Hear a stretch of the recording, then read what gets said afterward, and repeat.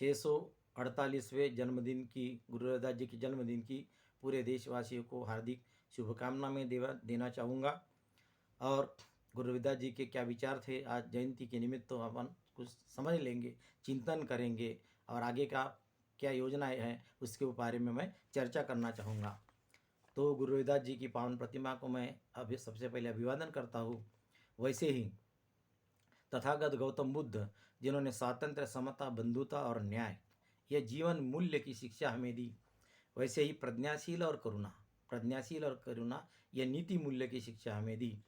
और उन्हीं विचारों पर, बुद्ध के ही तत्वज्ञान, उसी विचारों पर चलने वाले छत्रपति शिवाजी महाराज, महात्मा ज्योतिराव फुले, सावित्री माई फुले, राजर्षि शाहू महाराज, गुरु नानक जी, गुरु कबीर जी, गुरु घासीदास जी, संत गाड़गे बाबा, राष्ट्रसंत तुकडोजी महाराज, इन्हीं के विचारों को एक साथ लेकर समाज के कल्याण के लिए रात दिन प्रयास करने वाले भारतीय घटना के शिल्पकार भारत रत्न डॉक्टर बाबा साहब आम्बेडकर, इनकी भी स्मृति को मैं अभिवादन करता हूँ।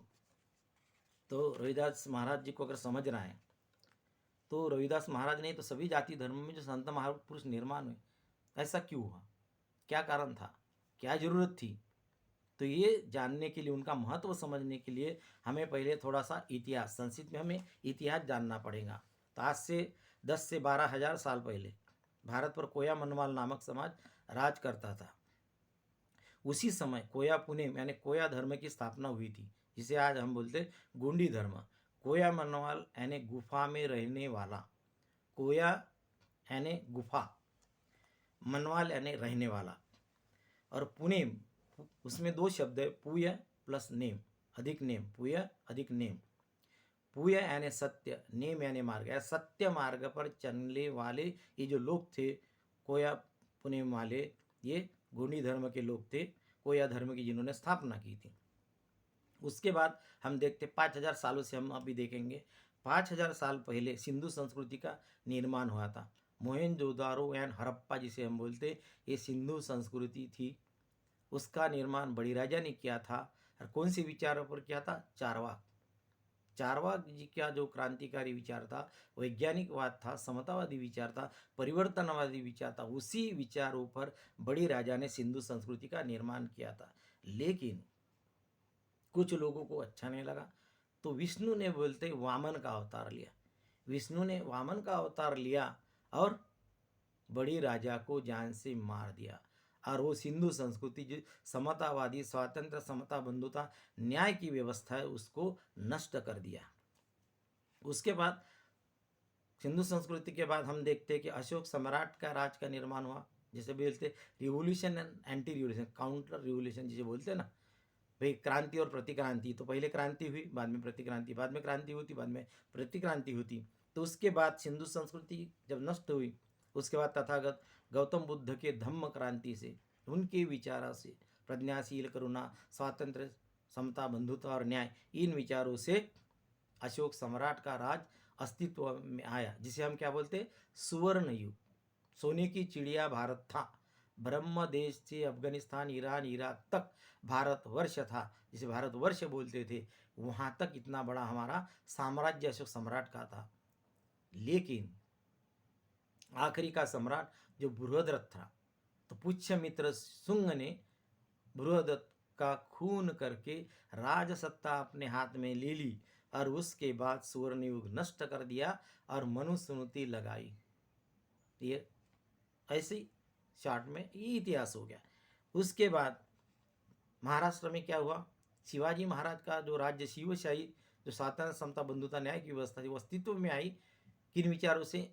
संत तुकाराम महाराज और नामदेव, इनका जो वारकरी संप्रदाय था, इन्हीं विचारों के कारण छत्रपति शिवाजी महाराज का समतावादी राज्य, जनहितों का राज्य अस्तित्व में आया। लेकिन पेशवाई ने जो अन्यायी व्यवस्था थी, तो पेशवाई ने शिवाजी महाराज का राज्य नष्ट कर दिया। तो भारत में जो 3 प्रकार की संस्कृतियाँ थी, कौन सी थी?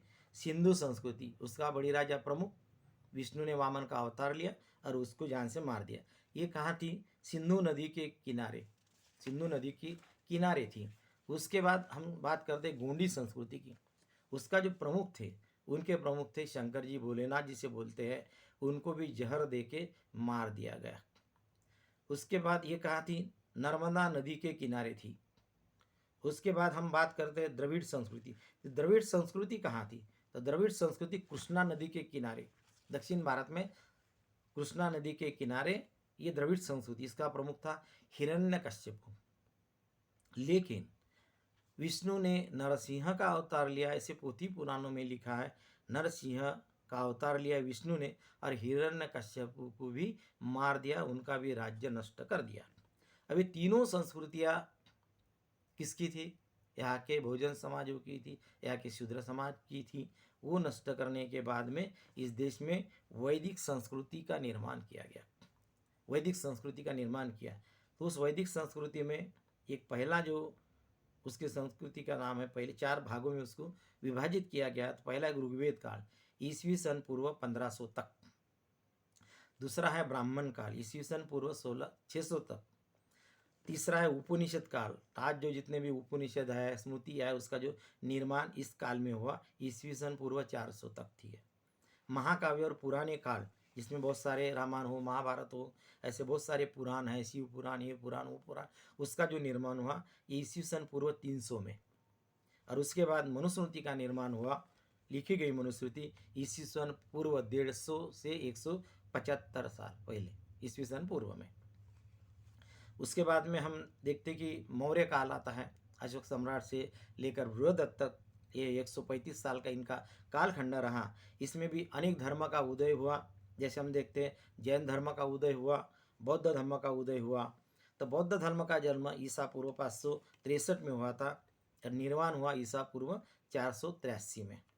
तो अशोक सम्राट ने धम्म का स्वीकार किया था ईसा पूर्व 273 में। अशोक सम्राट ने धम्म का, जो धम्म था, बुद्ध का विचार का धम्म था, उसका स्वीकार किया था ईसा पूर्व 273 में। बौद्ध धर्म के बाद में क्या हुआ? औसतन 575 वर्ष के बाद क्रिश्चियन धर्म का उदय हुआ। यानी बौद्ध धर्म के बाद औसतन 575 वर्ष के बाद क्रिश्चियन धर्म का उदय हुआ। उसके बाद 1175 साल बाद इस्लाम धर्म का उदय हुआ। उसके बाद 1375 में वैदिक धर्म का निर्माण हुआ, उदय हुआ उसका, और उसमें सुधार करके उसका प्रचार करने वाला शंकराचार्य ईस्वी सन 788 में निर्माण हुआ। तो ये जो है, तो सबसे पहला जो धर्म भारत का है वो है बौद्ध धर्म, वो है बौद्ध धर्म। उसके बाद 5वीं सदी में हुनून के आक्रमण हुए। उसके बाद 8वीं सदी में मुसलमानों के आक्रमण हुए। ऐसे कई आक्रमण इस देश के ऊपर होते गए, क्योंकि भारत कमजोर हुआ जगह। यानी अशोक सम्राट का जो राज्य था, स्वर्ण युग खत्म होने के बाद भारत देश पूरा कमजोर हो गया था। और इसीलिए क्या हुआ, तो बाद में इन लोगों ने अपनी संस्कृति, अशोक सम्राट का राज्य नष्ट होने के बाद मनुस्मृति भारत में लागू की। और अनेक वैज्ञानिकों ने जो सर्वे किया, जो स्टडी किया, जो पढ़ाई की, उसके बाद में उन्होंने बोला है ईस्वी सन 1 में भारत की साक्षरता 75% थी। यानी 75% लोग भारत के पढ़े लिखे थे, साक्षर थे। और भारत का जो जीडीपी है वो ईस्वी सन 1 में 31.5% था। 31.5% भारत का जीडीपी था। ये कौन सा देश था? यह अशोक सम्राट का देश था, ये बुद्ध के विचारों का देश था। तब 75% साक्षरता थी और 31.5% भारत की जीडीपी थी। लेकिन महात्मा फुले जी ने जब पुनः हमें पढ़ाने लिखाने की जब शुरुआत की, सावित्री माई फुले ने पढ़ाने की हमें शुरुआत की, उस समय भारत की साक्षरता 2.5 थी। और 2024 में अभी जो विकास दर की जब बात करते हैं, ये 6-7% के करीब है। तो ऐसा ये देश, तो हजारों सालों से हम इस देश में अशोक सम्राट का राज्य नष्ट होने के बाद, धम्म का राष्ट्र नष्ट होने के बाद हजारों साल तक हम गुलामी लाचारी का जीना, अज्ञानता में गुलामी लाचारी का जीना जी रहे। तो इसी व्यवस्था को कुछ ऐसे महापुरुष, संत महापुरुष निर्माण हुए कि उन्होंने इस विचारधारा का विरोध किया कि नहीं भाई, समतावादी व्यवस्था इस देश में आना चाहिए। तो 11वीं सदी में महात्मा बसवेश्वर कर्नाटका में महात्मा बसवेश्वर हुए और उन्होंने 11वीं सदी में वीरशैव धर्म की स्थापना की, समता के धर्म की स्थापना की और सभी जाति धर्म के लोगों को एक साथ में लेकर भाईचारा बनाकर उन्होंने इस धर्म का काम किया। संत नामदेव तुकाराम महाराज इन्होंने वारकरी संप्रदाय की स्थापना की। स्वामी चक्रधर जी ने महानुभाव पंथ की स्थापना की। गुरु नानक जी ने सिख धर्म की स्थापना की। गुरु कबीर जी ने कबीर पंथ की स्थापना की। गुरु रविदास जी ने रविदास पंथ की स्थापना की। गुरु घासीदास जी ने छत्तीसगढ़ में सतनामी पंथ की स्थापना की। महात्मा ज्योतिराव फुले ने सत्य धर्म की स्थापना की और डॉक्टर बाबा साहब आम्बेडकर जी ने बौद्ध धर्म की दीक्षा ली। इस देश का जो पुराना धर्म है बौद्ध धर्म, उसकी दीक्षा डॉक्टर बाबा साहब आम्बेडकर ने इस देश के लोगों को दी। तो इस प्रकार से ये संक्षिप्त में जानकारी होगी इतिहास के बारे में, हम कौन थे क्या थे। तो उसके बाद रविदास महाराज जी का जो जन्म हुआ, तो रविदास महाराज जी का जन्म भारत देश में उस वक्त हुआ जब शूद्रों पर अन्याय अत्याचार की पराकाष्ठा थी। हिंदू समाज व्यवस्था में जातिवाद, वर्णवाद, रूढ़िवाद, पुरोहितवाद और अछूतता का अंधायुग बढ़ ही रहा था। ऐसी विषम परिस्थिति में गुरु रविदास जी का जन्म मानव के रक्षणार्थ आज से 648 साल पहले चवर वंश में 1377 में चवर वंश में काशी के निकट गोवर्धनपुर में हुआ। और गुरु रविदास जी को अनेक भाषाएं आती थी, हिंदी, अवधी, अरबी, फारसी, संस्कृत और पाली। गुरु रविदास जी का व्यक्तित्व महान था। संत सेना, संत धन्ना जी, संत तुकाराम जी, गुरु नानक जी, गुरु कबीर जी, संत एकनाथ जी जैसे संपूर्ण भारत के संत उनसे प्रभावित थे। इनकी बैठकें होती थी, देश के बारे में समता लाने के लिए देश में इसमें विचार विमर्श होता था। तो रविदास जी के बारे में बाबू जगजीवन राम जी कुछ कहते हैं, ओशो रजनीश कुछ करते हैं, भूतपूर्व राष्ट्रपति ज्ञानी झैल सिंह जी कहते हैं, ये अपन जानकारी लेंगे। तो भूतपूर्व उप प्रधानमंत्री बाबू जगजीवन राम जी कहते हैं, यदि हमें कार्ल मार्क्स को समझना है तो सबसे पहले हमें गुरु रविदास जी को समझना होगा।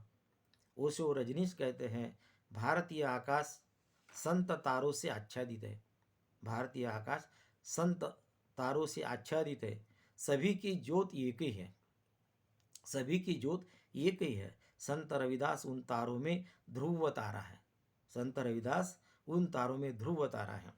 भारत के भूतपूर्व राष्ट्रपति ज्ञानी झैल सिंह जी कहते हैं, संत गुरु रविदास जी हमारे देश के उच्चतम धार्मिक नेताओं में गिने जाते हैं। भक्ति काल की परंपरा में संत रविदास जी का महत्वपूर्ण स्थान रहा है। वह एक उच्च कोटि के त्रिकाल दृष्टा और विचारक थे। उनके मानवतावाद, मानव समता और सामाजिक चेतना के लिए विचार भारतीय संतों, विद्वानों और जनमानस के लिए प्रेरणा देते रहेंगे। गुरु रविदास जी से जिन्होंने दीक्षा ली उनमें रानी मीराबाई, रानी झाली, पिपाजी महाराज, सपनावीर, दिल्ली का सुल्तान सिकंदर शाह लोधी ऐसे कुछ प्रमुख लोग हैं। इनके भी अलावा लाखों लोगों ने गुरु रविदास जी से दीक्षा ली। तो इनके विचारों में कुछ ताकत थी, इसीलिए ये हुआ होगा और सब इस विचारों को मानते थे, इसलिए ये परिवर्तन हुआ। तो गुरु रविदास जी का हम अभी सामाजिक देखें, सामाजिक, आर्थिक, राजकीय दर्शन क्या है इसके बारे में थोड़ी चर्चा करेंगे। तो गुरु रविदास जी का सामाजिक दर्शन है। तो गुरु रविदास जी का सामाजिक दर्शन सामाजिक व्यवस्था परिवर्तन के लिए है। ये सामाजिक व्यवस्था इस देश की बदलना चाहिए, इसमें परिवर्तन आना चाहिए, ये गुरु रविदास जी चाहते थे। इसीलिए गुरु रविदास जी बोलते हैं, जात जात में जात है, जात जात में जात है, जो केलन में पात, रविदासन मानुष जुड़ सके, जवलो जातन पात। तो जात पात के विरुद्ध उन्होंने जनचेतना के जनप्रिय आंदोलन को जन्म दिया, क्योंकि वह स्वयं इसके भुक्तभोगी थे। अतः उनका कथन है कि जिस प्रकार केले के तने में उसके पत्तों की परतों को अलग अलग कर दे तो एक स्थिति वह आएगी कि पूरा तना ही नष्ट हो जाएगा। अर्थात जाति रूपी समाज में भेद या विभिन्न जातियों के ताने बाने से संपूर्ण समाज तितर बितर या नष्ट प्राय हो जाएगा। जब तक जातीयता है, जब तक जातीयता है, मनुष्य मनुष्य का एकीकरण संभव नहीं। इसलिए गुरु रविदास जी आगे कहते हैं, जात पात के फेर मही, जात पात के फेर मही उलझी रही है सब लोग, मानुषता को खात है रविदास जात का रोग। मनुष्यों में के जाति पाति में उलझे रहने से ऐसा प्रदर्शित होता है, यह जाति रोग संपूर्ण मानवता को हजम कर रहा है।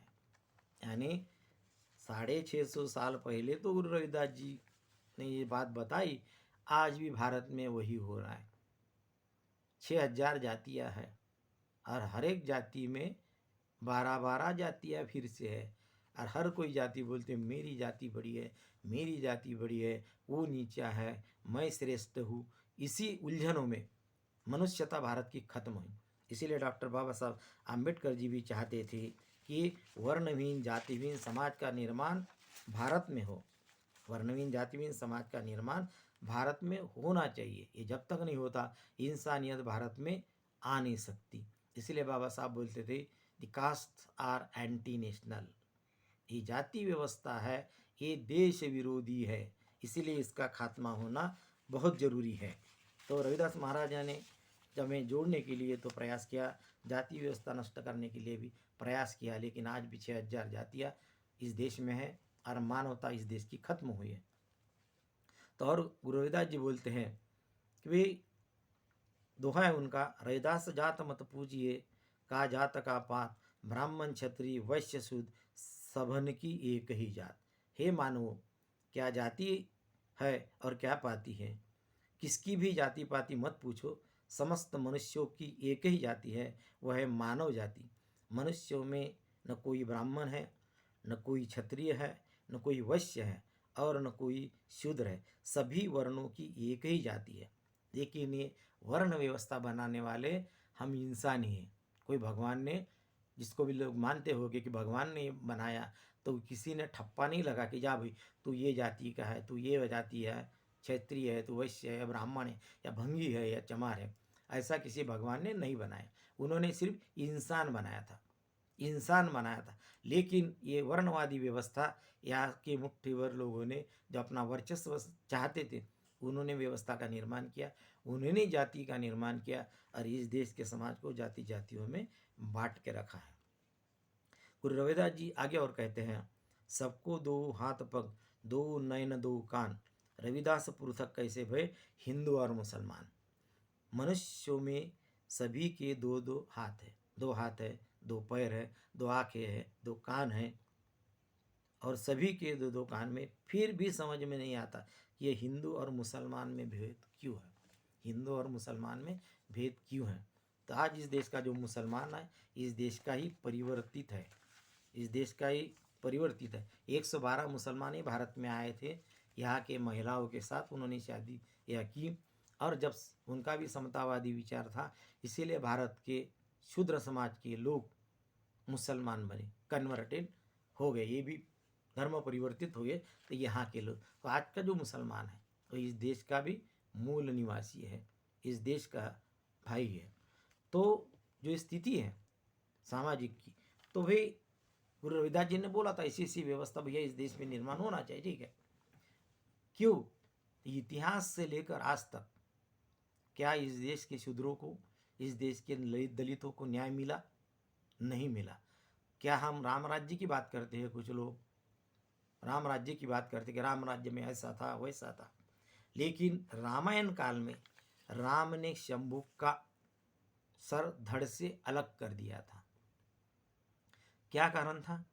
क्या कारण था कि वह शुद्ध की तपस्या कर रहा था, झाड़ को उल्टा लटक के तपस्या कर रहा था, कि लोग बोले तपस्या करने से इंसान स्वर्ग में जाता है, तो उसको भी लगा होगा कि मैं भी स्वर्ग में जाना चाहता हूँ, तो झाड़ में ऊपर में उल्टा लटक गया और तपस्या करने लगा। लेकिन कुछ सवर्णों ने राम के पास कंप्लेंट की कि भाई एक शूद्र शंभु तपस्या कर रहा, स्वर्ग में जाने के लिए प्रयास कर रहा। तो राम जी ने एक ही तलवार के बार में उसका सर कलम कर दिया। अब ये ऐसा क्यों हुआ, क्या कारण है? तो अत्रि स्मृति है, तो अत्रि स्मृति में लिखा है जो शूद्र जप और होम करने वाला हो, जो शूद्र जप और होम करने वाला हो, राजा के द्वारा दंडनीय है, राजा उसका वध करवा दे। ये लिखा है अत्रि स्मृति में। तो इस कानून की अमल बजावनी करने के लिए, उसका इम्प्लीमेंटेशन करने के लिए राम ने शंभु का गला काटा। महाभारत काल में क्या हमें न्याय मिलता था? नहीं मिला। गुरु द्रोणाचार्य ने एकलव्य का अंगूठा काटा। क्यों? क्योंकि वो इतना तरबेज हो गया था, सक्षम हो गया था धनुर्विद्या में, कि वो अर्जुन से आगे बढ़ चुका था। द्रोणाचार्य को जब पता चला कि ये तो योद्धा, महान योद्धा है, तो क्या करे भी, तो छल कपट से उनका अंगूठा जबरदस्ती से काट लिया गया। क्यों? क्योंकि वो शूद्र था। जगतगुरु तुकाराम महाराज, ये इनका भी अपमान हुआ। छत्रपति शिवाजी महाराज, राजर्षि शाहू महाराज, महात्मा ज्योतिराव फुले, सावित्रीबाई फुले, बाबू जगजीवन राम जी, राष्ट्रपति ज्ञानी जैल सिंह, इंदिरा गांधी जी, डॉक्टर बाबा साहब अम्बेडकर जी, राष्ट्रपति रामनाथ कोविंद, द्रौपदी मुर्मू जी, राष्ट्रपति द्रौपदी मुर्मू जी, ये कैसे हुआ? जगतगुरु तुकाराम महाराज कुर्मी समाज के थे। कुर्मी समाज यानी शूद्र में आते। तो जब तुकाराम महाराज ने वेदों के ऊपर अभंग लिखे, लोगों को जगाने के लिए कुछ अभंग लिखे, तो यहाँ के सवर्णों ने, पंडितों ने निर्णय लिया कि भाई तुकाराम महाराज आप शूद्र हैं, आपको वेदों के ऊपर अभंग लिखने का अधिकार नहीं। इसलिए इंद्रायणी नदी में उनके अभंग लिखे हुए फेंक दिए गए और उनका खून कर दिया गया तुकाराम महाराज जी, क्योंकि शूद्र थे। शिवाजी महाराज, इन्होंने बोला था कि मुझे राजा बनना है, लेकिन राजा बनने के लिए राज्याभिषेक करना पड़ता था। तो महाराष्ट्र के पूरे पंडितों को बुलाया।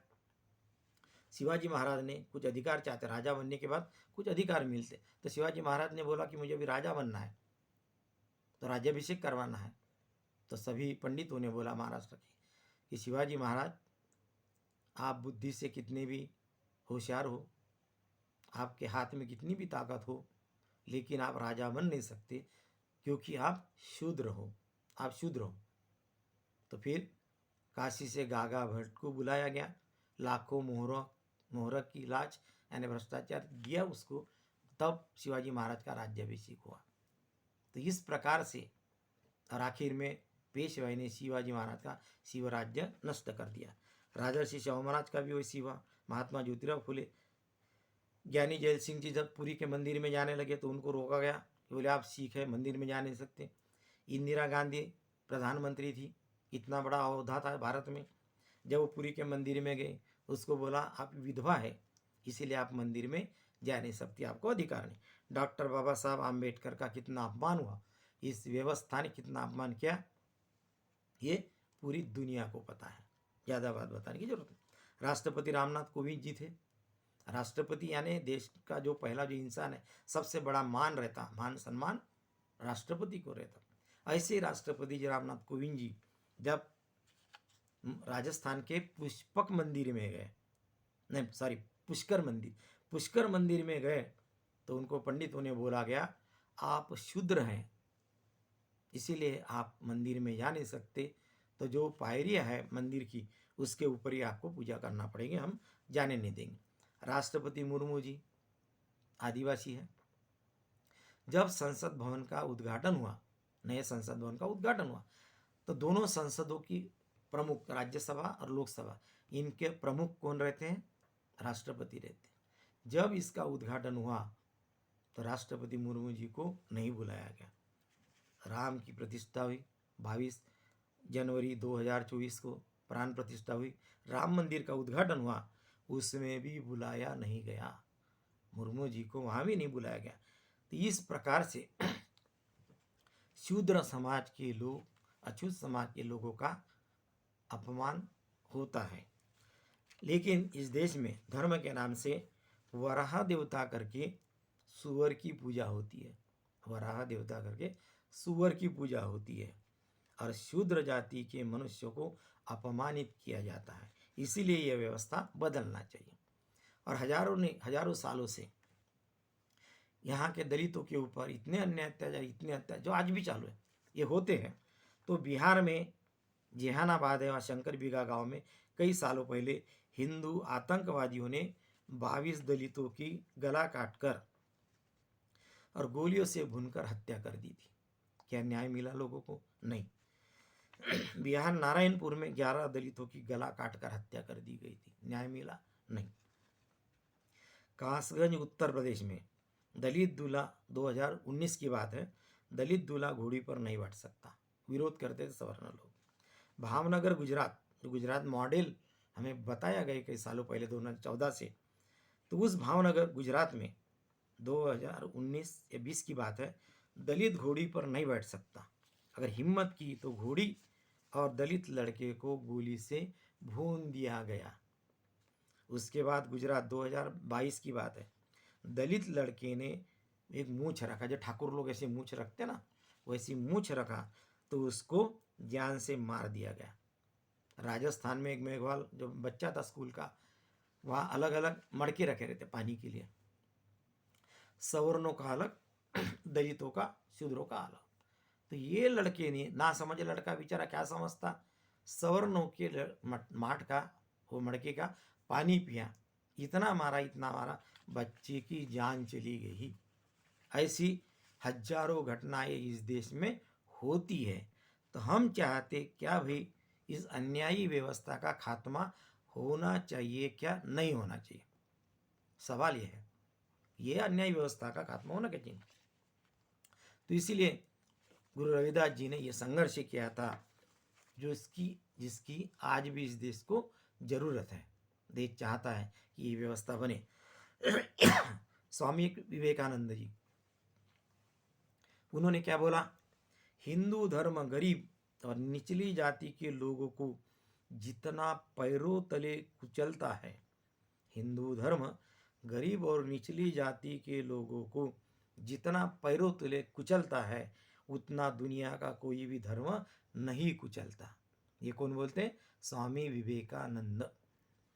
बहुजन समाज पर सवर्णों ने युगों युगों से जुल्म किया और पैरों तले कुचला। ये कौन कहते हैं? स्वामी विवेकानंद। और स्वामी विवेकानंद जी आगे कहते हैं, हर एक इंसान को भरपेट खाना मिलना चाहिए और जीवन में आगे आने का मौका मिलना चाहिए। तो इस देश में ऐसा हो नहीं रहा। तो उसके बाद ये होगी सामाजिक बातें, सामाजिक दर्शन गुरुजी का, और गुरुजी का आर्थिक दर्शन अपन देखेंगे। तो गुरुजी बोलते हैं, ऐसा चाहो राज में, ऐसा चाहो राज में, जहाँ मिले सबन को अन्न, छोटे बड़े सब संबंध से रविदास रहे प्रसन्न। मैं ऐसे राज्य की कामना करता हूँ जिसमें सबको पेट की आग बुझाने के लिए पर्याप्त अन्न मिले। राज्य के समस्त छोटे बड़े, गरीब अमीर, सज्जन दुर्जन तथा शोषित शोषक एक दूसरे की भावना को सम्मान देते हुए मित्रता पूर्वक रहे। जब सबका पेट भरा होगा, सबके तन पर कपड़े होंगे, सबको रहने के लिए मकान होगा तथा सबको समान अवसर प्राप्त होंगे, तो गुरु रविदास जी कहते हैं कि ऐसी अवस्था प्राप्त समाज को देखकर मुझे बड़ी प्रसन्नता होगी। तो गुरु रविदास जी को अगर प्रसन्नता देना है, हम सभी की जिम्मेदारी, पूरे देशवासियों की, जनता की जिम्मेदारी होती है कि ऐसी व्यवस्था हम इस देश में निर्माण करें। 2018 में 19 करोड़ लोग भूखे सोते थे भारत में। 2018 में 19 करोड़ लोग भूखे सोते थे। 2022 में 35 करोड़ लोग भूखे सोते थे। और आज इस देश में 24 से 25 करोड़ लोग कुपोषित हैं। 24 से 25 करोड़ लोगों का सही तरीके से ढंग का खाना नहीं मिलता।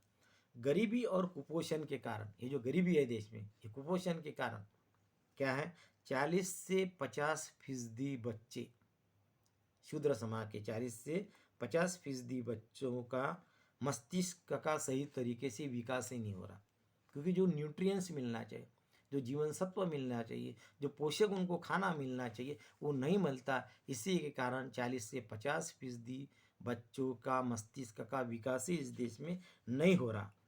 कुपोषण से आदिवासियों के हर साल लाखों बच्चे मरते। आदिवासी समाज के कुपोषण से लाखों बच्चे हर साल मरते। कई साल पहले देश के भारत के टीवी में आया था, राजस्थान और मध्य प्रदेश की में लोगों ने घास की रोटी बनाकर खाई। अनाज नहीं मिला तो घास की रोटियां बनाई उन्होंने।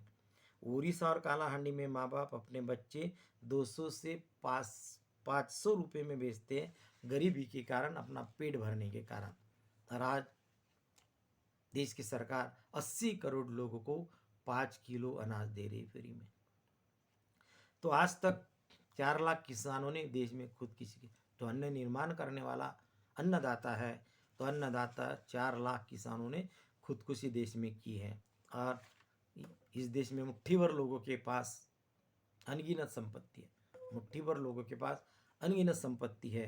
और ज़्यादा से ज़्यादा 90% लोग या 80% लोग पूरे गरीबी जीवन रेखा के नीचे जी रहे हैं।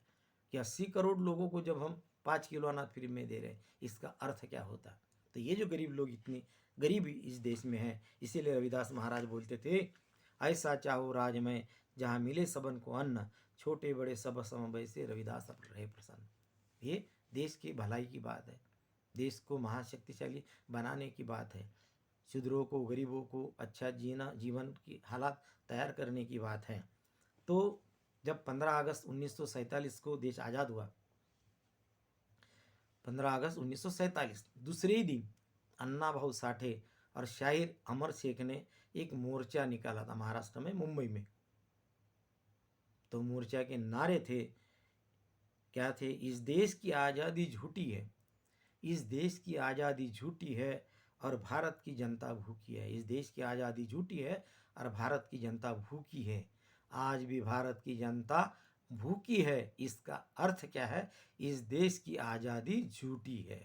इस देश की सही आज़ादी भारत के जनता को नहीं मिली, इस देश की जनता को सही आज़ादी नहीं मिली। इसीलिए आज़ादी का सही संघर्ष इस देश के लोगों को, सबको मिलजुल के करना पड़ेगा। एक तरफ करोड़ों जनता गरीबों में जी रही है और एक तरफ टैक्स का पैसा जो जमा होता सरकार की तिजोरी में, तो 2014 से आज तक 16 लाख करोड़ रुपया पूंजीपतियों का सरकार ने माफ किया। वैसे ही कुछ पूंजीपति लोग इस देश का करोड़ों रुपया लेकर विदेशों में भाग गए, विदेशों में भाग गए। अगर ये पैसा भागे हुए लोगों का अगर देश में रहता, ये 16 लाख करोड़ रहते, तो आज स्कूल में बच्चों को अच्छी शिक्षा नहीं मिल रही, वो अच्छी शिक्षा की व्यवस्था हो रही थी। स्कूल में बच्चों के अनुपात में शिक्षक नहीं है, टीचर नहीं है। कॉलेजेस में विद्यार्थियों के अनुपात में वहाँ प्रोफेसर्स नहीं है। हेल्थ फैसिलिटी होना चाहिए, वो नहीं है। रिसर्च इंस्टीट्यूट होना चाहिए अच्छे तरीके से, वो नहीं बन रही है। और जागतिक स्तर की जो इंटरनेशनल लेवल की यूनिवर्सिटीज़ है, वो भी हमारे देश में नहीं है। तो ये पैसा लगाकर हम ये व्यवस्था, अच्छी व्यवस्था इस देश की निर्माण कर सकते थे। और इस देश के करोड़ों बेरोजगार पढ़े लिखे नौजवान इधर उधर घूम रहे, तो उनके लिए इंडस्ट्री बनाई जाती, तो उसमें इनको रोजगार मिला होता, इनके खाने पीने की, रहने की अच्छी व्यवस्था होती, हजारों बुलेट ट्रेन इस देश में हम चलवा सकते थे, ये व्यवस्था हो सकती थी। इसीलिए एक शायर बोलता है, यह आज़ादी झूठी है, यह आज़ादी झूठी है और लुटेरों की चांदी है। यह आज़ादी झूठी है और लुटेरों की चांदी है। और एक दूसरा शायर बोलता, यहाँ नहीं घोड़े को खाने को घास, यहाँ नहीं घोड़े को खाने को घास और गधे खा रहे च्यवनप्राश। इस देश का संपत्ति निर्माण करने वाला वो भूख से मर रहा, वो कुपोषित है। इस देश का अन्नदाता, अन्न निर्माण करने वाला, रात दिन खेती में बैलसरी का जोतने वाला किसान, वो खुदकुशी कर रहा। इसीलिए बोलना पड़ता कि ऐसी व्यवस्था। एक शायर और बोलता है, खजाने को चोरों से नहीं, खजाने को चोरों से नहीं तो पहरेदारों से धोखा है। खजाने को चोरों से नहीं तो पहरेदारों से धोखा है। देश को दुश्मनों से नहीं तो गद्दारों से धोखा है। तो डॉक्टर बाबा साहब आम्बेडकर जी कहते थे, जिन लोगों ने हमारे ऊपर सामाजिक आर्थिक गुलामी बरकरार रखी है, उन्होंने ही राजकीय सत्ता अपने हाथों में रखी है। वो लोग नहीं चाहते कि इस देश के शूद्र समाज के लोग, गरीब लोग सक्षम बने, शिक्षित बने, बड़े बड़े अधिकारी बने, सुप्रीम कोर्ट के, हाई कोर्ट के न्यायाधीश बने, आईएएस अधिकारी बने, कलेक्टर बने, वो लोग नहीं चाहते। बड़े बड़े डॉक्टर बने, इंजीनियर, ये लोग नहीं चाहते। इसलिए बाबा साहब ने वैसे बोला था। अभी राजनीतिक दर्शन की बात करेंगे। तो गुरु रविदास जी बोलते हैं, तो देशवासियों को उन्होंने एक नारा दिया था, अत्तदीपो भव, अत्तदीपो भव, यानी अपना दीपक खुद बनो के अनुसार संदेश दिया था, जैसा तथागत बुद्ध ने बोला था। इसीलिए अपने दोहे में गुरु रविदास जी बोलते, पराधीनता पाप है, पराधीनता पाप है, जान लेहुरे मीत, रविदास दास पराधीन सो, कौन करे है प्रीत। पराधीन को दीन क्या, पराधीन बेदीन, रविदास दास पराधीन को सब ही समझे हीन। दूसरों के अधीन रहना पाप है। रविदास महाराज बोलते, दूसरों के अधीन रहना पाप है मेरे मित्रों, ऐसा तुम जान लो। पराधीन लोगों से कोई प्रीति नहीं करता, उससे कोई प्रेम नहीं करता गुलामों के साथ में। दूसरों के अधीन रहने वालों का कोई दीन ईमान नहीं होता। ऐसे पराधीन लोगों को सभी लोग हीन समझते हैं। तो आज इस देश में शूद्र समाज के लोग पराधीन हैं, इसीलिए बाकी के लोग उनको हीन समझते हैं, उनको कोई अधिकार नहीं देते। तो उनका यह संदेश है कि अपने गुलामी से मुक्ति पाने के लिए, अपने गुलामी से मुक्ति पाने के लिए क्रांति का बिगुल बजा दो, क्रांति का बिगुल बजा दो। ये गुरु रविदास महाराज का आदेश है। गुरु रविदास जी की वाणी में देशभक्ति की भावना ही नहीं, बल्कि देशवासियों को मानसिक और भौतिक गुलामी से छुटकारा दिलाने के लिए राजनीतिक लोकतंत्र का पूरा समावेश है। वे ऐसा राज्य चाहते हैं जहाँ हर इंसान खुशहाल रहे। सामाजिक आर्थिक लोकतंत्र की प्रस्थापना के लिए जहाँ मनुवादी मूल्यों का वे विनाश चाहते हैं, वही वे राजनीतिक लोकतंत्र के माध्यम से भारतीय समाज में सामाजिक लोकतंत्र के पक्षधर है। वे अपने राजनीतिक दर्शन में खुशहाल राज्य का नाम बेगमपुरा, खुशहाल राज्य का नाम बेगमपुरा देते हैं, जहाँ किसी को कोई गम न हो, अर्थात जहाँ कोई दुखी न हो। गुरु रविदास जी और कहते हैं, अब हम खूब वतन घर पाया, अब हम खूब वतन घर पाया, पूछा खेर सदा मन भाया, बेगमपुर शहर को नाहू, दुख अंदोह नहीं तीठाऊ। तो रविदास महाराज बोलते, अब हमको अपने देश का अच्छा घर मिला है, वह ऊंचा गांव मेरे मन को बहुत भाया है। उस शहर का नाम बेगमपुर अर्थात शोकहीन नगर है। यहाँ न कोई दुख है और न कोई शंका, न यहाँ किसी प्रकार की चिंता है और न कोई कर देना पड़ता है। यहाँ वहाँ न भय है, न अपराध है, न अभाव है और न पतन है। यह शहर सदैव आबाद रहता है और यह दया व करुणा का आगार है। बेगमपुरा वतन में मानवीय अधिकार प्राप्त नागरिकों को घूमने फिरने की कोई रुकावट नहीं है। यह हर मनुष्य जाति पाति छुआछूत छाते गुलाम प्रथा दास प्रथा पराधीनता से मुक्त होकर विश्व वतन के राज्य का नागरिक हो और सभी नागरिक मित्रतापूर्ण रहे। यानी कितना बड़ा महान संदेश रविदास जी ने इस देश की जनता को दिया है। संयुक्त राष्ट्र संघ के टोरंटो में, संयुक्त राष्ट्र संघ के टोरंटो में हुए सम्मेलन में ऐलान किया गया कि विश्व सरकार के संविधान का आधार, विश्व सरकार के संविधान का आधार श्री गुरु ग्रंथ साहिब होगा और उसकी प्रस्तावना प्रियम्बल गुरु रविदास जी के शब्द बेगमपुरा पर आधारित होगी।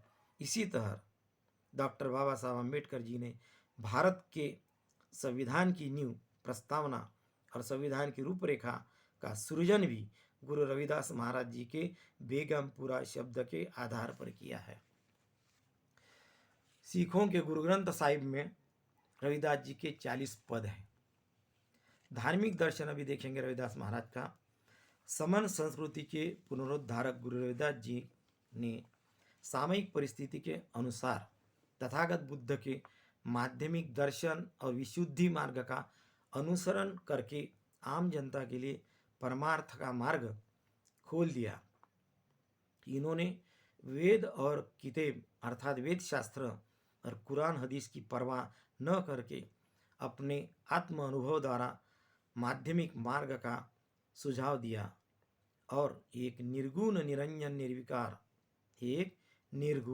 निरंजन निर्विकार ईश्वर की उपासना का उपदेश दिया। उन्होंने मनुवादी वर्णभेद, जाति भेद और अधिकार भेद का किला ध्वस्त कर दिया।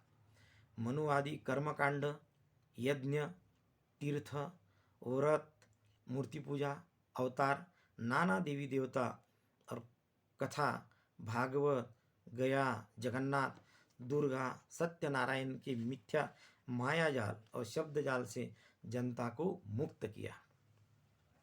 गुरु रविदास जी कहते हैं, चारे वेद किया खंडोती, जन रविदास करे दंडोती। जीवों को वर्णों के आधार पर बांटने वाले और कर्म कांडों में फंसाने वाले 4 वेदों का मैं खंडन करता हूँ। गुरु रविदास जी कहते हैं, वेद पुराण तज्जो मन चाहत जो सुख चैन, रविदास साकत प्रेम का प्रेम ही सी चैन है। तो इस प्रकार से यदि सुख और चैन की जिंदगी चाहते हो, अपने जीवन में समता और ममता चाहते हो, तो वेद पुराण को त्याग दो। यानी यदि सही में आपको सुख चैन चाहिए, सुख चैन की जिंदगी चाहते हो, अपने जीवन में समता और ममता चाहते हो, तो वेद पुराण को त्याग दो। गुरु रविदास जी के धार्मिक दर्शन में मंदिर मस्जिद, अंधविश्वास, पाखंड और चमत्कार को कोई स्थान नहीं है। गुरु रविदास जी कहते हैं, मस्जिद सो कचुघीन नहीं, मंदिर सो नहीं प्यार, दोहू मह अल्लाह राम नहीं, कह रविदास चमार। यानी गुरु जी बड़े शब्दों में कहते हैं, मुझे न मस्जिद से कोई घीन है यानी घृणा है, न मंदिर से कोई प्यार है, क्योंकि अल्लाह और राम मंदिर में रहते ही नहीं, अल्लाह मस्जिद में नहीं और राम मंदिर में नहीं। गुरु रविदास जी आगे कहते हैं, रविदास न पूजे ही देहरा, रविदास न पूजे ही देहुरा, और न मस्जिद जाए, जहाँ तो इसका वास है तह तो शीस नवाए। मैं पूजा पाठ के लिए न तो मंदिर जाता हूँ, न किसी मंदिर में, न मस्जिद में जाता हूँ। पूजा पाठ के लिए मैं मस्जिद में नहीं जाता और मंदिर में नहीं जाता। मैं अपना सिर वही झुकाता हूँ जहाँ ईश यानी सत्य ज्ञान का वास होता है। भारतीय समाज में तिलकधारी संतों के स्वांग को गुरु रविदास जी अच्छी तरह जानते थे। माथे पर तिलक लगाना, गले में कंठी धारण किए तथाकथित संतों को वे ठग मानते थे। आज जो कुंभ मेला में जो साधु संत हैं, उनके अवतार देखो, कैसे बाल हैं, आंख को भस्म लगाया है, किसी के बदन के ऊपर वस्त्र नहीं है, किसी ने भस्म, बहुत सारे अलग तरह तरह के साधु आपको देखने के मिलेंगे। उसके बारे में गुरु रविदास जी बोलते हैं, माथे तिलक हाथ जपमाला, माथे तिलक हाथ जपमाला, जग ठगने को स्वांग बनाया। माथे तिलक हाथ जपमाला, जग ठगने को स्वांग बनाया। मार्ग छाड़ी कुमार्ग दह के, साची प्रीत विनु राम न पाया। इसी प्रकार से अभी अपन जानेंगे जो धार्मिक दर्शन है। तो गुरु रविदास जी के राम कौन से है भाई? गुरु रविदास जी के राम कौन से हैं? तो गुरु रविदास जी के राम दशरथ पुत्र राम नहीं है। पहली बात, गुरु रविदास जी के राम दशरथ पुत्र राम नहीं है, बल्कि हर इंसान के रोम रोम में बसा सत्य ज्ञान है। बल्कि हर इंसान के रोम रोम में बसा सत्य ज्ञान है, जिसका उपयोग जन्म, बचपन, बुढ़ौती, किसी भी समय सत्मार्ग प्रदान करता है। गुरु रविदास जी दशरथ पुत्र राम को नकारते हुए कहते हैं, क्या कहते हैं? रविदास हमारो राम जी, दशरथ करी सूत नाही। रविदास हमारो राम जी, दशरथ करी सूत नाही। राम हमहु मही रमी रहो, बिसब कुटुंब माही। उनका राम विश्व कुटुंब का सदस्य है और हम सब में रमा हुआ है। ऐसा राम एक धर्म विशेष का उपासक, जो शूद्रों का संहारक है और शंभु शूद्र का हत्यारा है। गुरु रविदास जी कहते हैं, भाई रे राम कहाँ है मोही बताओ, भाई रे राम कहाँ है मोही बताओ, सत्य राम के निकट न आओ। राम कहत सब जगत भुलाना, राम कहत सब जगत भुलाना, सो यह राम न होई, कर्म अकर्म करुणामय केसो, करता नावसु कोई। हे भाई, तुम राम नाम का उच्चारण तो करते हो, पर मुझे बताओ कि वे राम कहाँ है। सर्वव्याप्त सच्चे राम के तुम निकट भी नहीं आ रहे हो। भाई, तुम अज्ञानता के कारण भटक रहे हो। सत्य ज्ञान अलग है, सच्चा राम अलग है। सच्चे सर्वव्यापक राम को भुलाकर राम राम करता हुआ सारा संसार भुला हुआ है, पर वह सर्वव्याप्त राम नहीं। सर्वव्याप्त राम तो सारे संसार के कर्मों को करने वाला और दयालु प्रभु सारे संसार का कर्णधार है। उसके बाद गुरु रविदास जी क्या पूजा अर्चा करते थे, मूर्ति पूजा करते थे, क्या करते थे, उसके बारे में चाहेंगे। क्या भाई राम की पूजा करते थे गुरु रविदास जी?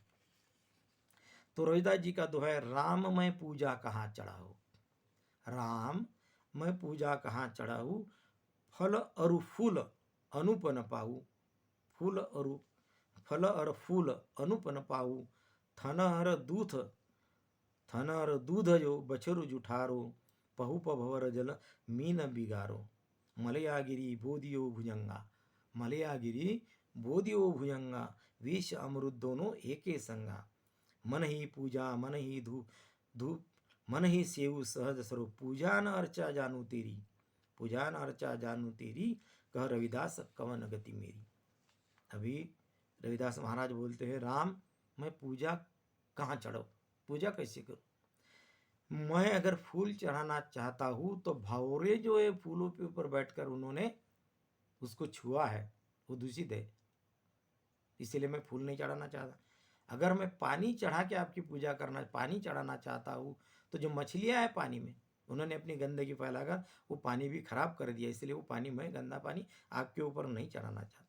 मैं अगर दूध आपके ऊपर चढ़ाना चाहता हूँ, तो गाय के स्तनों में बछड़ों ने दूध को झूठा कर दिया, ऐसा झूठा दूध मैं आपके ऊपर चढ़ाना नहीं चाहता।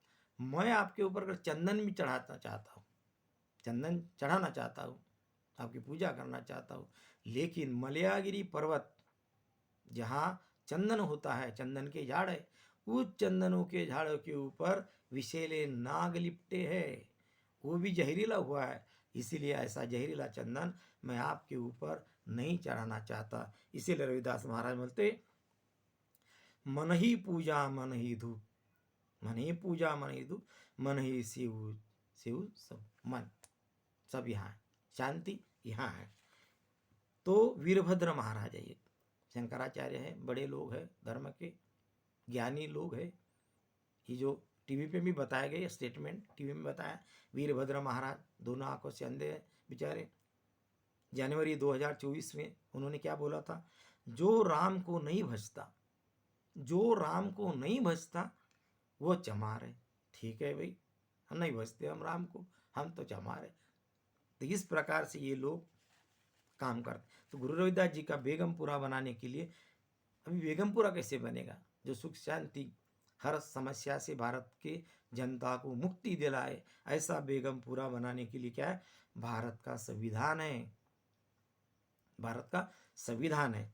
तो संविधान में सीधा लिखा है उनके उद्देशिका में, हम भारत के लोग भारत को एक संपूर्ण प्रभुत्व संपन्न समाजवादी धर्मनिरपेक्ष लोकतंत्रात्मक गणराज्य बनाने के लिए तथा उनके समस्त नागरिकों को सामाजिक, आर्थिक और राजनीतिक न्याय, विचार, अभिव्यक्ति, विश्वास, श्रद्धा और उपासना की स्वतंत्रता, प्रतिष्ठा और अवसर की समता प्राप्त करने के लिए तथा उन सब में व्यक्ति की गरिमा और राष्ट्र की एकता और अखंडता सुनिश्चित करने वाली बंधुता बढ़ाने के लिए दृढ़ संकल्प होकर अपनी इस संविधान सभा में आज तारीख 26 नवंबर 1949 को एतद द्वारा इस संविधान को अंगीकृत, अधिनियमित और सत्ताप्रत अर्पित करते हैं। पूरे संत महापुरुषों का जो विचार है डॉक्टर बाबा साहब ने भारत में के संविधान में डाला है। और जिस दिन सही मायने में पूर्ण रूप से भारत का संविधान इस देश में लागू होगा, उसी दिन भारत में बेगमपुरा बनेगा। लेकिन बेगमपुरा विरोधी लोग नहीं चाहते कि इस देश में बेगमपुरा बने, इसलिए संविधान विरोधी लोग अर्थात गुरु रविदास जी के विचारों के विरोधी लोग, बेगमपुरा के विरोधी लोग इस प्रकार है। माधव गोलवलकर कौन है? संघ के दूसरे संघ प्रमुख, आरएसएस के दूसरे अध्यक्ष हुए। पहले अध्यक्ष थे हेडगेवार जी, दूसरे नंबर पे माधव गोलवलकर गुरु जी थे। तो इन्होंने एक किताब लिखी जिसका नाम है बंच ऑफ थॉट्स। उसमें लिखा है उन्होंने, संविधान विदेशी विचारों से निर्माण हुई गोदड़ी है। ये विदेशी विचारों से निर्माण हुई है भाई, इसीलिए नहीं चलती। गोदड़ी है, गोदड़ी यानी क्या? हमारे महाराष्ट्र में गाँव के जो गरीब लोग हैं, जो पुरानी साड़ियाँ रहती थी, पुराने कपड़े रहते थे, वो एक के ऊपर एक ऐसे लगाकर उसको सुई धागे से सीलते थे और उसका इस्तेमाल होता था ओढ़ने के लिए, चादर के समान, या जमीन पे डालकर उसके ऊपर सोते थे। उसको बोलते हैं गोदड़ी। तो गोलवलकर जी बोलते थे विदेशी विचारों से निर्माण हुई गोदड़ी है। भी भारत का विचार कहाँ है? ये उनकी सोच है। विश्व हिंदू परिषद के अशोक जी सिंघल क्या बोलते हैं? मनुस्मृति पर आधारित संविधान चाहिए, मनुस्मृति पर आधारित संविधान चाहिए। शंकराचार्य करपात्री महाराज बोलते हैं संविधान बहुत अच्छा है, संविधान बहुत अच्छा है, लेकिन उसका एक दोष है, उसका निर्माण एक अछूत ने किया है, इसीलिए हमें नहीं चाहिए। 1984 में धर्म संसद भारत में हुई। किसने लिया? विश्व हिंदू परिषद और बजरंग दल। संविधान बदलने का निर्णय हुआ, उसमें ठराव पारित हुआ। 68 पन्नों का संविधान तैयार किया गया है। 1992 में फिर से धर्म संसद भारत में हुई। उसमें क्या है? हिंदू संविधान यानी मनुस्मृति अमल में लाना चाहिए। 14 अप्रैल 2000 संविधान समीक्षा आयोग बना 2000 में। कौन थे? बीजेपी की सरकार थी, अटल बिहारी जी वाजपेयी जी उसके प्रधानमंत्री जी थे इस देश के। उन्होंने संविधान समीक्षा आयोग बनाया। उसके बाद उस समय संघ के प्रमुख, आरएसएस के प्रमुख कौन थे? केसी सुदर्शन जी। क्या बोलते हैं? अटल बिहारी जी समीक्षा नहीं, पूरा संविधान बदल कर चाहिए। डॉक्टर मुरली मनोहर जोशी, बीजेपी का अगर राज आया गया तो मनुस्मृति के अनुसार हम राज्य कार्यभार करेंगे। लोकसभा चुनाव 2004 का चालू था, प्रचार चल रहा था। अटल बिहारी जी, प्रधानमंत्री अटल बिहारी जी उत्तर प्रदेश के दौरे पे थे, एक सभा चल रही थी। उसमें क्या बोला? भारत का संविधान बदलने के लिए हमें जनमत चाहिए, भारत का संविधान बदलने के लिए हमें जनमत चाहिए। जब कोई प्रधानमंत्री बनता, मुख्यमंत्री बनता है या नेता बाकी के मंत्री बनते हैं, संविधान की शपथ लेते हैं कि हम इस संविधान के अनुसार कार्यभार करेंगे, ये हम लागू करेंगे। वही शपथ लेकर प्रधानमंत्री बनने वाले उन्हीं का विरोध जनता में जाके करते, अपने प्रचार में करते हैं। तो ये देश की जनता, जो गूंगी बहरी जनता है, उन्होंने ये सोचना चाहिए। तो और एक महाराज है अभी बीच में, धर्मगुरु स्वरूपानंद सरस्वती जी। धर्मगुरु स्वरूपानंद जी सरस्वती क्या बोलते हैं? हम संविधान को नहीं मानते, हम संविधान को नहीं मानते। और अभी कुंभ मेला में 2025 में वहाँ भी कुछ ठराव पारित किए उन्होंने कि हम हमारे धर्म संसद का संविधान हमें चाहिए। संघ प्रमुख मोहन भागवत जी आज के संघ प्रमुख है अभी के। तो क्या बोलते? आरक्षण जाति आधारित नहीं होना चाहिए, अतः आरक्षण की समीक्षा की जाए। आगे बोलते हैं असली आज़ादी 22 जनवरी 2024 को मिली है, जिस दिन अयोध्या में रामलला की मूर्ति में प्राण प्रतिष्ठा हुई। उनका कहना ऐसा है। तो इस देश की आज़ादी को लाखों लोगों ने जो संघर्ष किया, कई लाखों लोग, हजारों लोगों ने अपने जीवन का बलिदान दिया। भगत सिंह हो, चंद्रशेखर हो, राजगुरु हो, ऐसे असंख्य जो लोग थे स्वतंत्र सेनानी। फिर उन्होंने क्या किया भाई? आज़ादी के लिए संघर्ष नहीं किया था। 22 जनवरी 2024 को आज़ादी मिली है। इस तरीके की बोलने वाले ये अगर लोग ऐसे बोलते हैं तो क्या होगा? भाजपा सांसद सुब्रमण्यम स्वामी जी हैं, उनका कहना है हम यानी भाजपा आरक्षण को निरर्थक कर देंगे। हम यानी भाजपा वाले आरक्षण को निरर्थक कर देंगे। कर दिया उन्होंने। खादीकरण, उदारीकरण, प्राइवेटाइजेशन करके पूरा आरक्षण खत्म हो गया भारत में। केंद्रीय मंत्री अनंत कुमार हेगड़े जी बोलते हम यानी भाजपा सत्ता में संविधान बदलने के लिए आए हैं।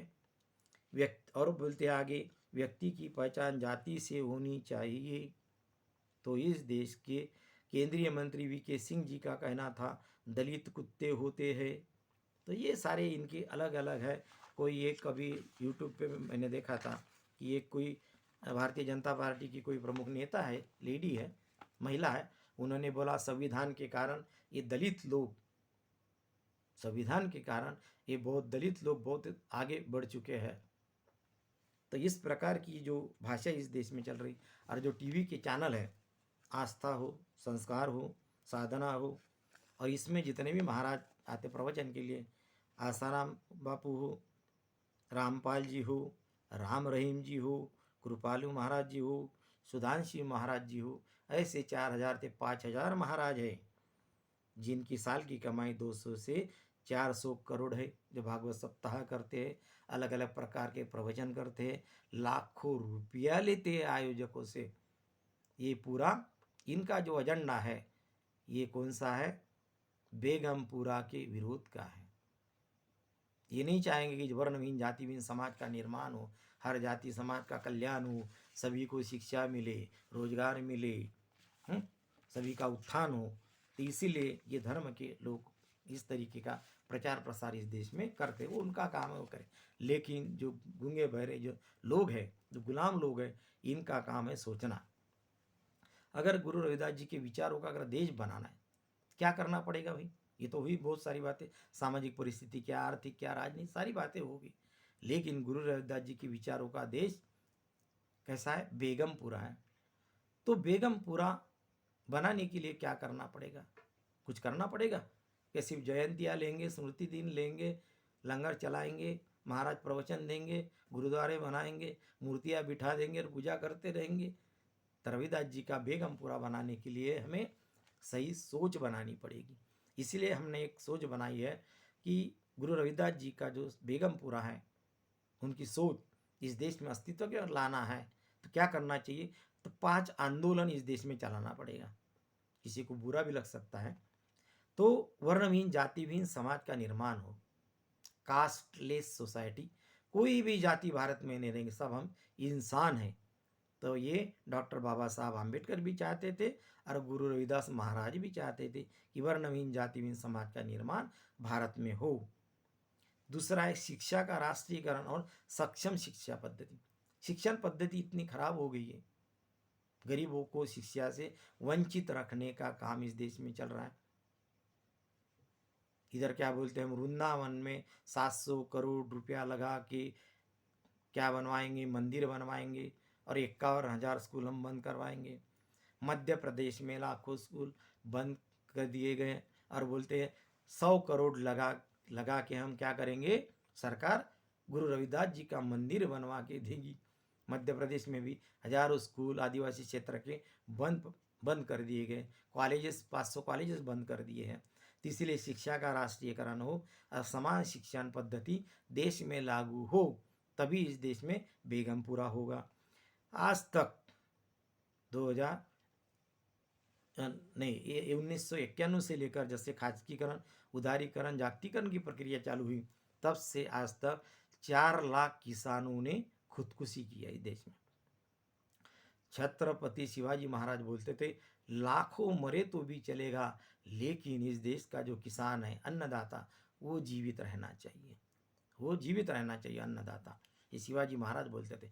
इसीलिए इस देश की सरकार ने कृषि प्रक्रिया उद्योगों की स्थापना करना चाहिए। गांव-गांव में कृषि प्रक्रिया उद्योग, यानी कृषि से जो भी कच्चा माल निकलता है उसके ऊपर प्रक्रिया करने के जो उद्योग निकलेंगे, तो वहाँ बेरोजगारों को रोजगार मिलेगा और किसानों को खुदकुशी करने की नौबत नहीं आएगी। ये हो गया तीसरा आंदोलन। चौथा आंदोलन है मूलभूत यानी बेसिक उद्योगों का राष्ट्रीयकरण। इसमें क्या था? बिजली, रेल, स्वास्थ्य सुविधाएं, एजुकेशन और पानी, ये पूरा नियंत्रण सरकार के हाथों में रहा है। अगर हमने प्राइवेटाइजेशन कर दिया, उद्योगपतियों को दे दिया, तो वो मनमानी ढंग से हमारे देश की जनता की लूट करेंगे। इसीलिए सरकार के नियंत्रण में होना चाहिए। और पांचवा महत्वपूर्ण आंदोलन है 10 प्रमुख मंदिरों का राष्ट्रीयकरण। इस देश में 5,36,000 या 6 लाख के करीब आज मंदिर होंगे देश में। हम लाखों मंदिरों की बात नहीं करते। तो इस देश के 10 प्रमुख मंदिरों का राष्ट्रीयकरण करना पड़ेगा, या जो भी धार्मिक स्थल है बड़े बड़े, उनका किसी भी धर्म के हो, उसका राष्ट्रीयकरण करो, तो देश का कल्याण हो सकता है, भारत देश बच सकता है और दुनिया में भारत महासत्ता बन सकता है और बेगम पूरा भारत में बन सकता है। तो इसमें पद्मनाभ मंदिर तिरुवनंतपुरम केरल, दूसरा मंदिर है तिरुपति बालाजी मंदिर आंध्र प्रदेश, तीसरा राम मंदिर अयोध्या, चौथा है साईं बाबा मंदिर शिरडी, 5 जो महाराष्ट्र में है, 5वां है सोमनाथ मंदिर गुजरात, काशी विश्वनाथ मंदिर बनारस उत्तर प्रदेश, जगन्नाथ मंदिर पुरी, 8वां है सिद्धि विनायक मंदिर मुंबई, 9वां है वैष्णो देवी मंदिर और हिमाचल प्रदेश में है, और 10वां है मीनाक्षी मंदिर मदुराई। अभी ये जो 10 मंदिर हैं, अभी जो जितना भी पैसा है, कौन है? इस देश के सभी हिंदू धर्म के हर जाति के लोग, जो कोई भी होंगे, ये धर्म के नाम से, भगवान के नाम से दान देते हैं। कोई एक दूसरे लोगों का नहीं, तो करोड़ों लोग इस मंदिरों में दान देते हैं। कोई कम देता होगा, कोई ज़्यादा देता होगा, तो पैसा किसका है? जनता का है। आज देश को ज़रूरत है जनता के हित के लिए, देश का कल्याण करने के लिए, हर क्षेत्र के डेवलपमेंट के लिए पैसा चाहिए। आज पैसा नहीं, विदेशी से हम वर्ल्ड बैंक से कर्जा ले लेके उसका इंटरेस्ट भरते भरते, ब्याज भरते भरते क्या हो रहा है सब मालूम है, पॉलिटिकल लोगों को सब मालूम है। तो इसीलिए इन मंदिरों का अगर राष्ट्रीयकरण होता है, तो डॉक्टर भाऊ साहब पंजाबराव देशमुख, जो भारत के पहले कृषि मंत्री थे, उन्होंने 1932 में एक विधेयक लाया था कि इसका कानून बनाओ भाई, कि देश के मंदिरों में जो संपत्ति पड़ी है वो निकाल कर देश के गरीब बच्चों के लिए, स्कूलों के लिए खर्चा करो। उस समय बहुत विकट परिस्थिति, 1932 की बात है। तो महाराष्ट्र और मध्य प्रदेश की एक विधानसभा थी जिसको सीपीएन बेरार बोलते थे, उसमें एक विधेयक लाया, लेकिन शंकराचार्य ने उसको विरोध करके होने नहीं दिया। 1953-54 की घटना है, शिरडी में साई भक्तों का बड़ा सम्मेलन था। उस सम्मेलन में डॉक्टर बाबा साहब आम्बेडकर जी को बुलाया गया और डॉक्टर बाबा साहब आम्बेडकर अपने भाषण में बोलते हैं, अपने मार्गदर्शन में बोलते हैं कि हजारों सालों से इस देश के मंदिरों में जो खजाना पड़ा है वो निकालो और देश हित में लगाओ, तो हर सुविधा हर इंसान को मिलेगी, कोई कुपोषित नहीं रहेगा, कोई बेरोजगार नहीं रहेगा, कोई किसी से वंचित नहीं रहेगा, किसी बात से सबका कल्याण हो सकता है। तो क्या भाई बात सही है या गलत है, ये जिस देश की जनता सोचेगी। तो हम 2 ही मंदिरों की संपत्ति देखेंगे, और आपको अगर खोजना है तो गूगल पे जाइए और डालिए audit report of the Padmanabh मंदिर, audit report of Tirupati Balaji मंदिर, ऑडिट रिपोर्ट ऑफ राम मंदिर, सभी मंदिरों का ऑडिट रिपोर्ट आप देखिए, या फिर आपको पता चलेगा। तो मैंने उसी ऑडिट रिपोर्ट से एक जानकारी निकाली, 2 ही मंदिरों की बात कहूँगा मैं। तो पद्मनाभ मंदिर में है, मंदिर के तलघर में 2 लाख करोड़ से ज़्यादा का खजाना है, 2 लाख करोड़ से ज़्यादा का खजाना है। वहाँ 6 दरवाजे यानी 6 गोडाउन है, उसके 2 दरवाजे भी खुलने के हैं। तो जो 4 दरवाजे खुले, उसका जो है, जो गोडाउन खुले, उसका जो पैसा है, तो सोने के जेवरात है 1300 टन, सोने के जेवरात है 1300 टन। 1 टन यानी 1000 किलो का 1 टन, ऐसे 1300 टन के सोने के जेवरात है। 88,000 रुपये सोने का भाव है। 88,000 रुपये का 1 तोला यानी 10 ग्राम, तो 100 किलो कितने का होगा और 1000 किलो कितने का होगा, ऐसा है 1300 टन। आप हिसाब कर लीजिए। मंदिर के पास 4000 टन सोना है। पद्मनाभ मंदिर के पास 4000 टन सोना है। कुल संपत्ति है 1360 अरब, 1360 अरब। और हिस्टोरिकल या ऐतिहासिक दृष्टि से अगर इसको देखा जाए, कैलकुलेट करते हैं, हम हिसाब लगाते हैं, तो 120 खरब, 120 खरब रुपए की संपत्ति है। तिरुपति बालाजी में 1 साल की कमाई मंदिर की है 1000 से 1200 करोड़ रुपए। खजाने में 10.5 टन सोना है। बैंकों में 7235 किलो सोना है और बैंकों में 15,938 करोड़ रुपए जमा है। ऐसे इन मंदिरों में अब्जों रुपया जमा है, अब्जों रुपया जमा है, अब्जों खरबों का जो खजाना पड़ा है। इस मंदिर में तिरुपति बालाजी के 16 पुजारी हैं। तो 1922 में एक इनकम टैक्स की रेड पड़ी, एक पुजारी को पकड़ा गया। जब एक पुजारी को पकड़ा गया तो उसके घर से क्या निकला, 28 किलो सोना, नहीं 128 किलो, 128 किलो सोना, 150 करोड़ रुपये, 150 करोड़ रुपये निकले और 77 करोड़ की हीरे। किसका माल है ये? इस देश के जनता का माल है, जो भगवान को धर्म के नाम से दान दिया। लेकिन एक पुजारी के पास में इतना माल है, तो आज तक कितने पुजारियों ने कितना माल खाया होगा। तो ये देश की संपत्ति है, इसका विनियोग सही तरीके से होना चाहिए। इसीलिए अमर्त्य सेन, डॉक्टर अमर्त्य सेन ने जिसको दुनिया ने नोबेल प्राइज दिया, नोबेल पुरस्कार दिया, तो वो बोलते हैं भारत का नंदनवन 10 साल में हो सकता है। नंदनवन यानी बेगमपुरा, भारत का बेगमपुरा अगर बनाना है तो 10 साल में हो सकता है। देश में पानी की कमी नहीं, जमीन की कमी नहीं, नैसर्गिक संसाधनों की कमी नहीं और पैसों की भी कमी नहीं, सिर्फ नियोजन यानी प्लानिंग का अभाव है। तो क्या इस देश के लोग, जनता चाहेगी भारत को बेगमपुर बनाना, देश की हर इंसान की हर समस्या सुलझाना? अगर जनता चाहती है तो ये हो सकता है, इसके बारे में सोचना पड़ेगा। तो दुनिया को बदलने वाले, तो दुनिया में जो परिवर्तन लाया, जो क्रांति है, तो दुनिया में क्रांति लाने वाले जो लोग हैं, जो बड़े बड़े योद्धा, कुछ चंद नाम में यहाँ लेना चाहिए, ऐसे बहुत से हैं, तो चंद नाम है उसमें जो चर्म व्यवसाय से निगड़ित है, चर्म व्यवसाय से उनका रिलेशन है, यानी जाति करके नहीं। भारत में चमार जाति है, इसमें भी कितनी जातियाँ, 1150 चमारों की जाति है भारत में, 1150।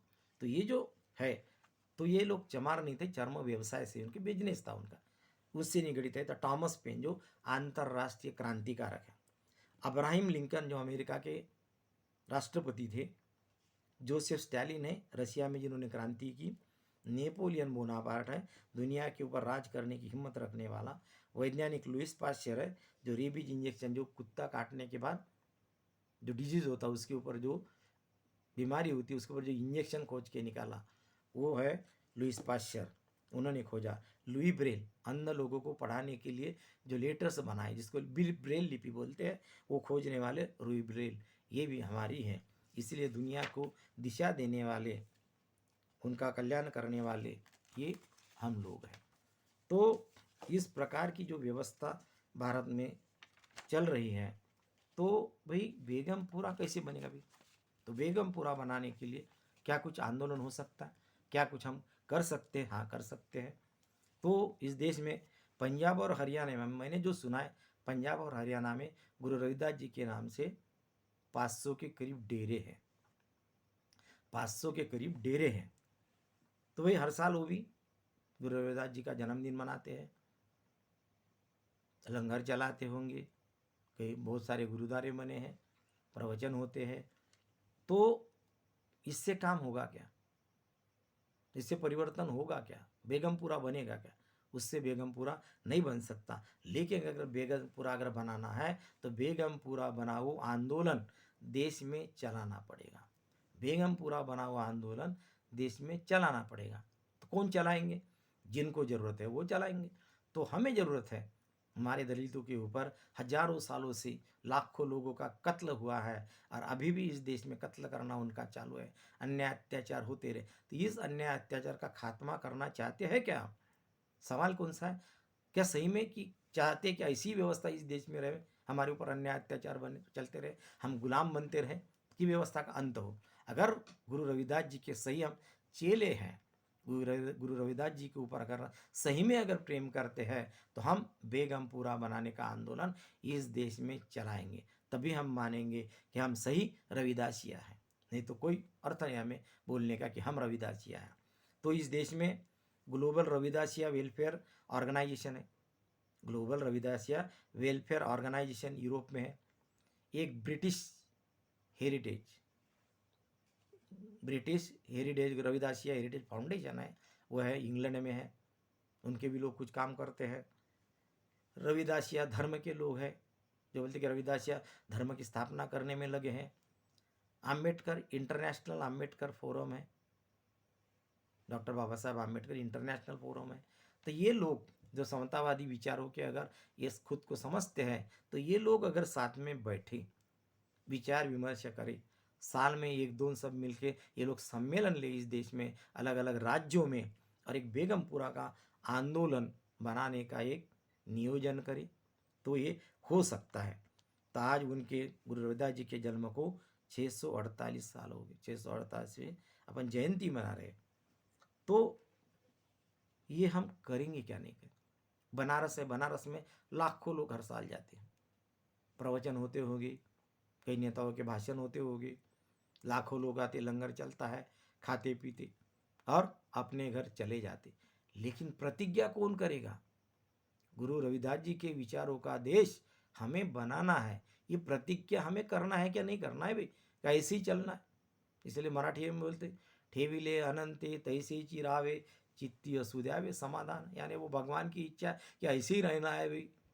और हमें बताया गया हिंदू धर्म के लोगों को भी कि गए जन्म में आपने पाप किया है, इसीलिए भोगना पड़ेगा, इस जन्म में कुछ होने वाला नहीं है, वो भगवान की इच्छा है कि आप ऐसे ही रहे। लेकिन तथागत गौतम बुद्ध ने बोला, मुझे गए जन्म से कुछ लेना देना नहीं, आने वाले जन्म से कुछ लेना देना नहीं, इंसान का कल्याण इसी जन्म में होना चाहिए। किसी ने बताया स्वर्ग कैसा है, नरक कैसा है? किसी ने बताया? कुछ महाराज ने जाके आए क्या कोई? किसी ने नहीं। इसलिए जो कुछ भी करना है इसी जन्म में होना चाहिए। दुनिया ने अपने लोगों की तकदीर इसी जन्म में बदल दी, इसी जन्म में बदल दी। लेकिन हमारे लोग जो 25 करोड़ लोग रविदासिया समाज के जो लोग भारत में 25 करोड़, तो ये अगर सोचे तो हो सकता है।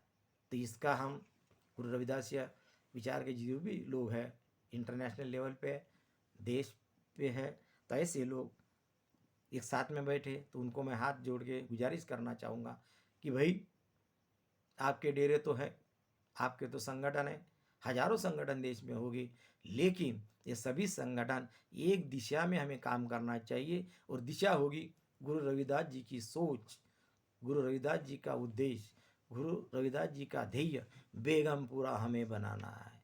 जब बेगमपुरा बनाने के लिए इस देश के 25 करोड़ लोग जब संगठित होंगे, तो दुनिया की कोई ताकत हमें रोक नहीं सकती। अरे गुरु रविदास जी का जो ध्येय था, सपना नहीं बोलूँगा, जो ध्येय था, हम इसी जन्म में पूरा करके बताएंगे। इसीलिए अमर्त्य सेन ने बताया कि भारत का कल्याण 10 साल में नंदनवन हो सकता है, यानी 10 साल में भारत में बेगमपुरा बन सकता है। सिर्फ हम दिल पे लेना चाहिए। अगर सही में गुरु रविदास जी के ऊपर हम प्रेम करते हैं, सही दिलों से अगर उनको मानते हैं, सिर्फ गुरुद्वारे बनाने से काम नहीं होगा, उनकी मूर्तियाँ बिठाने से काम नहीं होगा, सिर्फ पूजा अर्चा प्रवचन करने से, लंगर चलाने से नहीं होगा। तो उनका ध्येय पूरा करने के लिए ये सोच भारत में निर्माण हो, ये मेरा एक ध्येय उद्देश्य बताने का कि भाई इसके बारे में सोचा जाए। हर राज्य में हम आंदोलन करेंगे, हर राज्य में बैठा जाएगा और चिंतन होगा, कुछ योजनाएं बनेगी, प्लानिंग बनेगी, तो भारत का कल्याण हो सकता है। तो इतना मैंने सारी बातें जो मेरी सोच थी, तो गुरु रविदास जी के जन्मदिन के इस निमित्त में समय पे मैंने आपके साथ में साझा की। इसके ऊपर देश के लोग, हर जाति धर्म के लोग, इस देश के शूद्र समाज के लोग, इस देश के ब्राह्मण हो, क्षत्रिय हो, शूद्र हो, सही सब वैश्य हो, सबके कल्याण की बात है। भी इसमें किसी एक ही जाति धर्म के कल्याण की बात नहीं, पूरे मानव जाति के कल्याण की सोच गुरु रविदास जी ने दी है। ये पूरा करने के लिए हमें किसी का विरोध नहीं करना, तो सब मिलजुल के हम नया भारत बनाएंगे। हम भारत में सुवर्ण युग निर्माण करेंगे। स्वर्ण जो पहले ब्रह्मदेश से लेकर अफगानिस्तान, ईरान, इराक तक तो भारतवर्ष था, ये सुवर्ण युग था। ऐसा सुवर्ण युग भारत में बन सकता, ऐसा बेगमपुरा भारत में बन सकता है। इतने बोलते हुए मैं अपने शब्दों को विराम देना चाहूँगा। जय फूले, जय भीम, जय भारत।